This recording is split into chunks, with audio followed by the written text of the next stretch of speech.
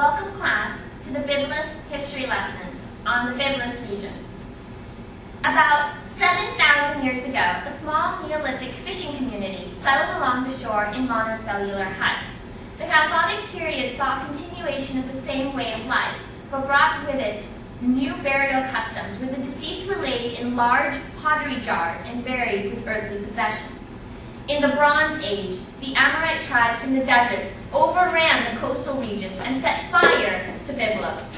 But once the Amorites had settled in, the city was rebuilt, and Egypt began to send costly gifts to Byblos. Around 1200 BC, the scribes of Byblos developed an alphabetic phonetic script, the precursor of a modern alphabet. The earliest form of the Phoenician alphabet found to date is the inscription on the sarcophagus of King Aram of Byblos. The Persians held sway from 550 to 330 BC. Byblos was a strategic part of the Persian defense system.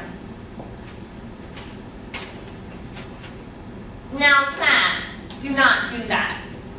After the conquest by Alexander the Great, Byblos was rapidly Hellenized and Greek became the language of the local intelligentsia. Now, are there any questions? Questions? Comments? No questions? All right. In the 1st century BC, the Romans under Pompey took over Byblos and other Phoenician cities, ruling them from 64 BC to 395 AD. There are few remains of the Byzantine period, 395 to 637 AD, in Byblos. Byzantine stones were quarried for later buildings. During this era, the city became the seat of a Christian diaspora.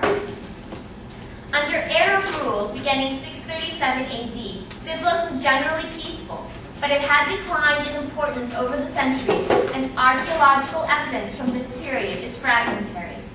In 1104, Byblos fell to the Crusaders, who came upon the large stones and granite columns of the Roman buildings and used them for their castle and moat. Now that is the end of our lesson for today. Questions? Questions? Oh, honey, look at all the cute little ruins. Don't you just want a picture?